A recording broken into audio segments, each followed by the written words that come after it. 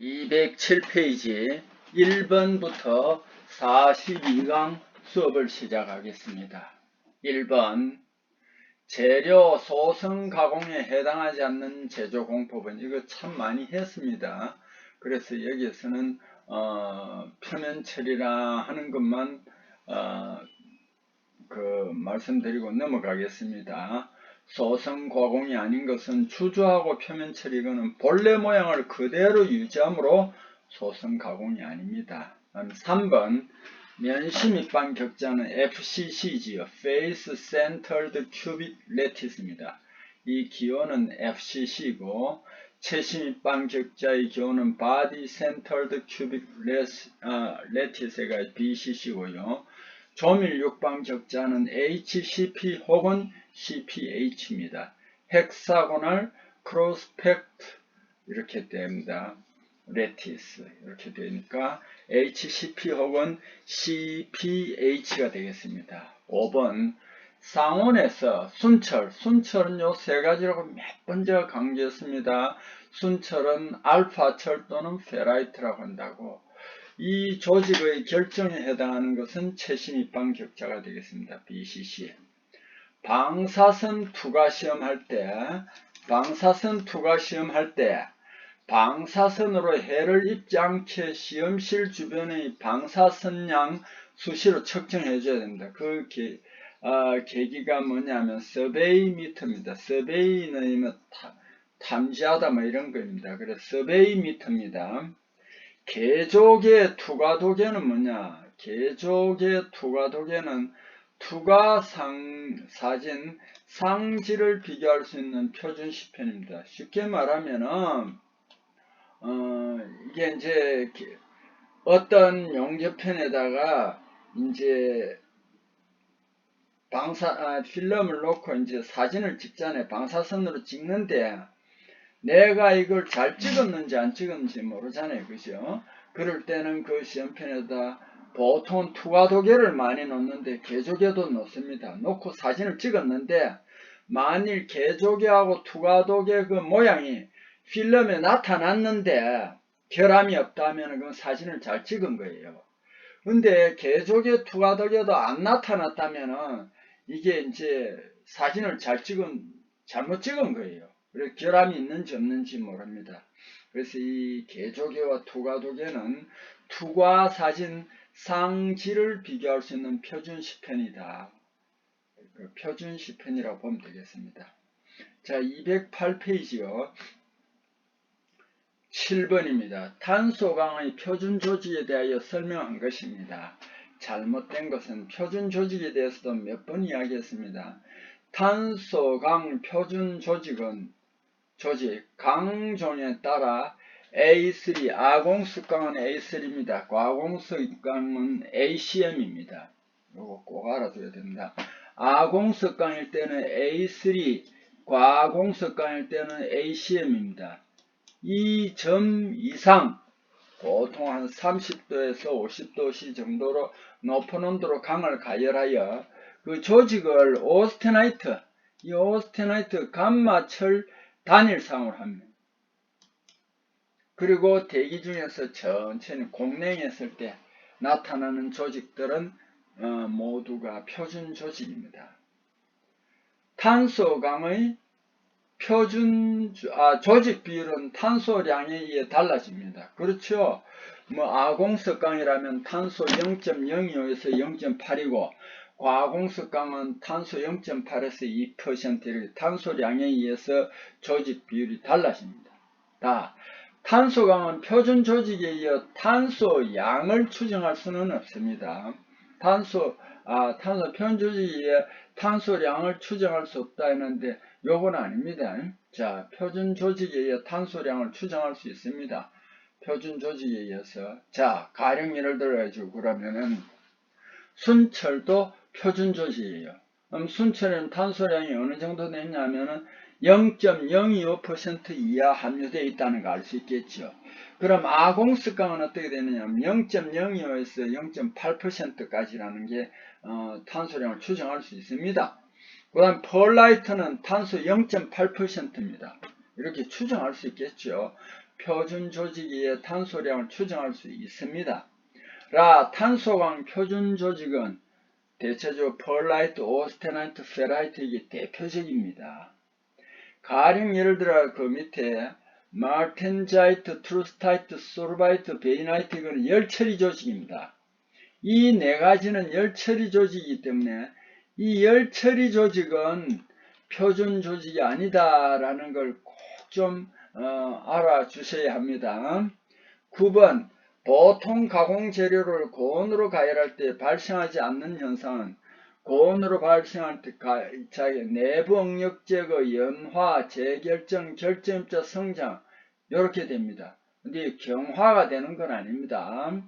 보통 가공 재료를 강화하면 경화가 안 됩니다. 연화되고 재결정이 일어나고 결정입사가 다시 성장합니다. 연화 현상은 2단계 중에서도 전 단계가 회복입니다. 자, 요 밑에 요거는 여러분이 그냥 알아두세요.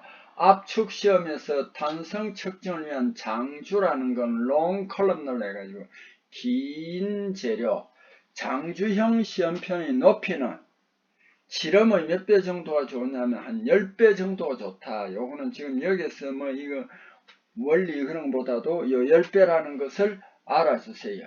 자, 그 다음 페이지 209페이지로 넘어가겠습니다. 다음 중에서 구리 비철금속 합금에 해당하지 않는 것, 텅알로이. 이거는 이제 일본에서 이제 개발을 했습니다. 텅알로이는 텅스텐 알로이입니다. 텅스텐 합금입니다. 구리 합금이 아니고 텅스텐 합금입니다. 문주 메탈, 이거는 육사황동이에요. 톰백은 아연이 5에서 한 20% 정도 함유한 겁니다. 포금은 금메탈입니다. 청동합금입니다. 대포 표신용 합금입니다. 13번 공작기계 절삭공구, 공작기계 절삭공구로 가장 많이 이용되는 것은 고속도강입니다. 고속도강은 SKH로 표시됩니다. 하이스피드 스틸이죠. 재료를 고속 잘라낼 수 있는 공구인 특수광입니다. 표준 조성은 18사일입니다. 텅스텐 18%, 크롬 4%, 바나디움 1%가 되겠습니다. 회주철은 그레이캐스트 아이언 해가지고 GC가 됩니다. 주철을 주형에 주입할 때 벽 두께 차로 냉각 속도가 매우 느릴 때 C가 흑연 형태로 많이 석출하며 바단면이 회색인 주철을 우리는 회주철이라고 합니다.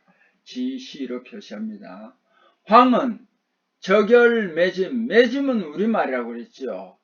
그리고 고온 취성 같은 말입니다. 이는 상온 매짐 또는 저온 취성 같은 말입니다.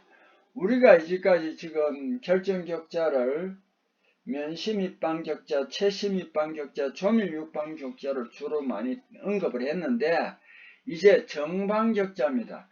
채심입방격자와 면심입방격자는 가로 세로 높이와 같은 정육면체입니다. 그럼 정방격자는 어떻게 되냐? 테트라고널 레티스 해가지고 입방격자 정육면체와 달리 직육면체입니다. 이 정방격자는 직육면체입니다. 주석, 인디움이 대표적이다. 그래서 정방격자에는 요게 대표적인 게 얼마 없습니다. 주로 우리는 면심입방격자, 채심입방격자지 여기에서는 주석하고 인디움은 정방격자입니다. 금속 용융점, 구리가 1083도씨, 이거는 이제 여러분 계속 반복하면 구리가 1083도씨구나 알 수 있습니다. 알루미늄 660도씨, 텅스텐 3410도씨입니다. 텅스텐이 가장 용융점이 높습니다.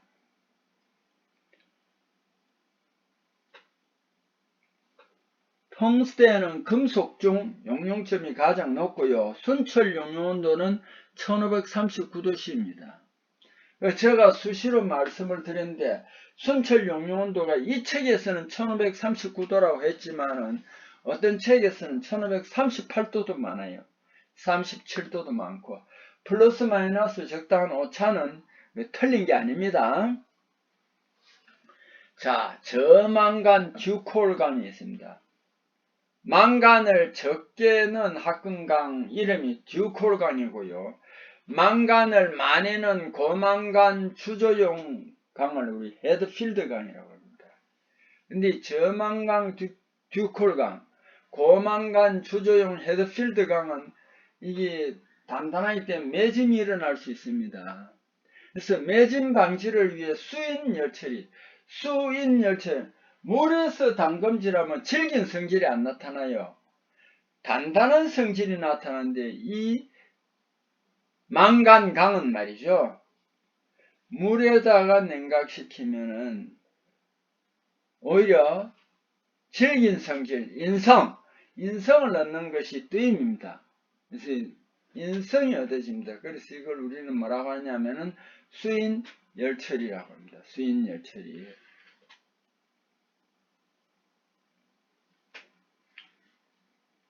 자, 그 다음에 210페이지 15번부터입니다. 강보다 탄소 많이 함유한 주철의 일반적인 성질에 대한 설명 중 틀린 것은 주철은 강보다 탄소도 많이 함유하고 SI도 많이 함유합니다.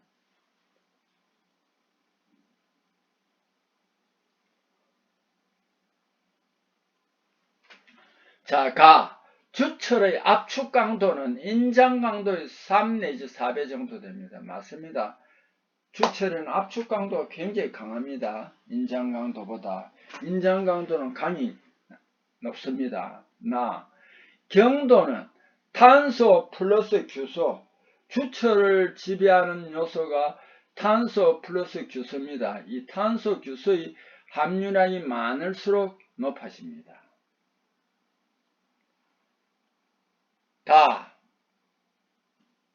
주철은 자체 흑연이 주철 그 자체에 흑연이 들어있으면 이게 윤활제 역할을 합니다. 그래서 내마멸성이 우수합니다.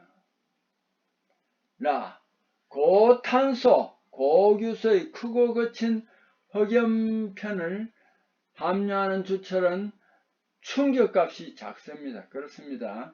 고탄소, 고규소의 크고 거친 흑연편을 많이 함유하는 주철은 충격값이 작습니다. 자, 그 밑에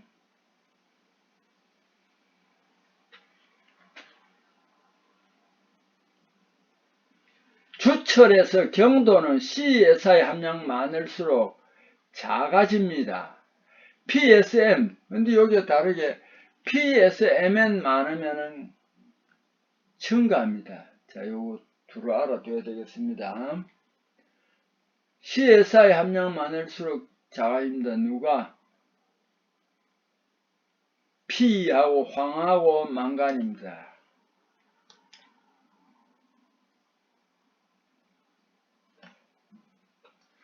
자, 55 내지 60%의 구리 함유한 니켈 합금으로 열전상 재료인 것은 이것도 몇 번 나왔습니까? 나왔습니다. 구리 함유한 비율이 높습니다. 구리 니켈 합금인데 이걸 우리는 뭐라고 하냐면은 콘스탄탄이라고 합니다. 콘스탄탄. 55 내지 60%의 구리 함유한 니켈 합금으로 열전상 선 재료인 것은 콘스탄탄이다. 근데 가의 모넬 메탈을 한번 봅시다. 모넬 메탈. 니켈 구리기입니다. 니켈 구리기. 계량화, 이 모넬 메탈을 계량화하는 또 모넬 합금이 있습니다. 이것을 우리는 뭐라고 하냐면 KSHR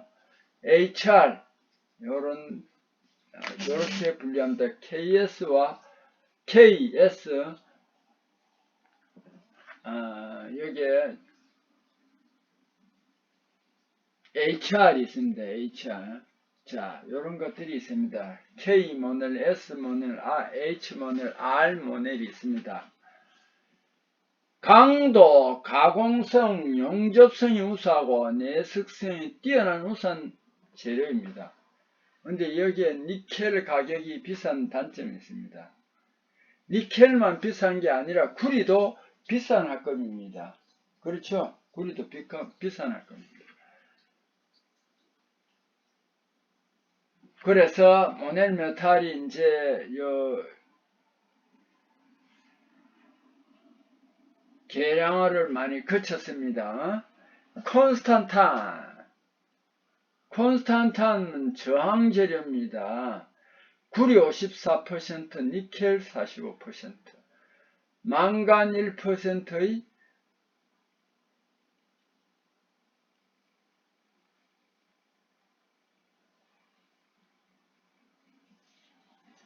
자, 그 다음에 이 콘스탄탄은 개척기 열전대 400도씨 이하의 전열용에 쓰인다는 것은 꼭 알아주세요. 그 다음에 퍼민바는 말이죠. permeability, invariable 이런 뜻입니다. 즉 뭐냐면은 약자장에서 히스테리시스 손실이 매우 작은 투자율 일정한 고투자율의 합금이다. 이 히스테리시스 이걸 언제 시간 나면은 제가 루프 선도를 가지고 한번 설명을 하겠습니다. 어쨌든 히스테리시스 손실이 매우 작아야 됩니다. 투자율 일정한 고투자율의 합금입니다. 이게 뭐냐면은 사람도 마찬가지지만은 자장도 마찬가지입니다. 이렇게 이제 손실이 이제 적은 게 좋겠죠. 자, 그러니까 억지로 제가 비유를 했습니다. 모터를 돌렸습니다. 그럼 전기를 탁 공급하면은 자장이 형성돼서 돌아갑니다. 이건 이제 스위치를 오프를 했을 때 바로 멈추는 게 그대로 오래 돌아가는 것보다 훨씬 뭐냐면은 그 성능이 좋습니다. 여러분 아마 보셨을 겁니다. 뭐 이렇게 돌아가는 물체들 딱 이렇게 스위치를 눌러보면은 처음부터 바로 정상 속도가 안 됩니다. 그 다음에 또 마칠 때 꺼버리면은 한참 동안 돌아갑니다. 이거는 히스테리시스 손실이 크다라는 겁니다. 그래서 다음에 시간 나면 히스테리시스 손실 탐하겠습니다. 자, 연속 장하. 연속적으로 쉽게 말하면 이거 장하라는 거면 연속적으로 쉽게 뭐냐면은 어떤 그 무게나 뭐 전기나 이런 게 부하가 걸리는 것. 이 연속 장하라고 합니다. 또는 장하 코일용 철심, 앞분 철심로 이라는데 어로가 되겠죠. 로도 물론 더스트 코어 로 이로 되지만은 한문일 때는 어떻습니까?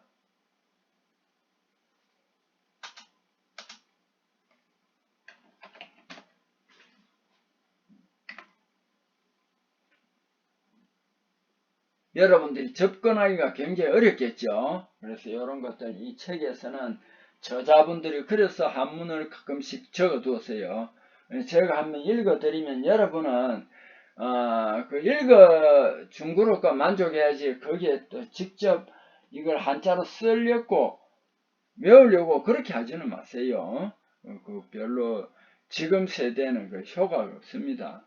인코넬 니켈에 15% 크롬 넣었으면은 이건 니크롬입니다. 그런데 여기에 철을 또 6 내지 7% 첨가했습니다. 그 다음에 2.5% 타이타늄 첨가한 내열합금입니다.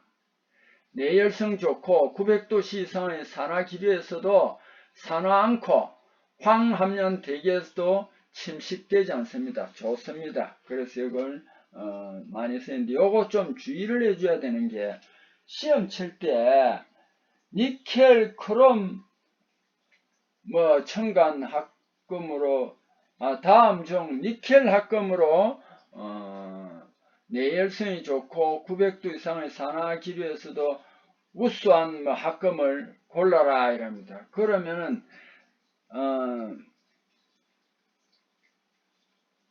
당연히 인코넬을 골라야 되겠지만 여기서 여러분 잘못 니켈하고 크롬이 주축이잖아요. 그럼 뭐가 생각이 나느냐면 두 개 합치면 니크롬선이 있습니다. 니크롬선. 오래전부터 니크롬으로 생각할 수 있습니다. 그러면 여러분 이런 저에게 항의를 할 거예요. 보기가 4개 있는데 이 니크롬하고 인코넬 두 개가 있으면 어떻게 하느냐. 그럴 땐 상황을 한번 보세요.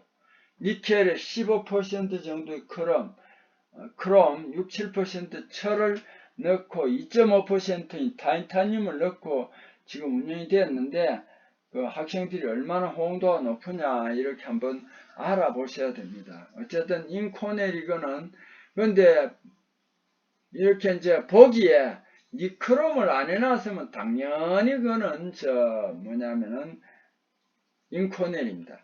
그리고 인코넬에는 반드시 철이 들어간다고 그랬는데 어떤 데 철을 빼버리고 니켈 크롬만큼 일어났을 수도 있어요. 그럴 때는 조금 조심을 해야 됩니다. 여기에서 이게 죄송합니다. 여기에 자 이렇게 알아두세요. 자 그 다음에 이 인코넬은 그래서 산화기류에서도 산화하지 않고 황함유한 대기에도 침식되지 않는 장점이 있습니다. 자, 용융금속 나무 연구할 때 나무 작은 결정 만드는 핵 생기고 이 핵 중심으로 금속이 나무가지 모양으로 발달하는 것은 수지상정이라고 합니다. 수지상정은 덴드라이트 D로 표시합니다. 그 다음에 여기에 주상결정하고 입상결정이 있는데 요거는 앞부분에서 했기 때문에 제가 상세하게 설명하지 않습니다. 주상결정은 핵이 많이 안 생기고 그 대신 그 정해진 시간에 그 핵이 많이 안 생기고 길쭉하게 자랍니다. 기둥처럼 자랍니다. 그래서 이걸 식으로 표시하면 결정 성장 속도 C가 핵의 성장 속도 V보다 클 때입니다. 근데 여기에 지금 이렇게 클 때를 요리하는데 이게 어떤 데는 애매합니다. 어떤 데는 여기에다 갖다를 해놨는데 여기에는 지금 입상 결정은 결정입자 성장 속도보다 핵 생성 속도가 클 때입니다. 자, 근데 여기 이제 같다는 표시가 어떤 책에서는 위에 쪽에 놓고 어떤 책에 밑에 해놨는데 그건 너무 신경을 안 써도 됩니다. 자, 그리고 이 주상결정은 방향성 강하고 단련성이 나빠 작은 힘으로 반복 단련하여 흠 발생 방지를 해야 됩니다. 입상결정은 조직균이라고 기계적 성질이 우수한 결정입니다. 자, 이번 강의도 여기에서 마치겠습니다. 여러분 수고했습니다.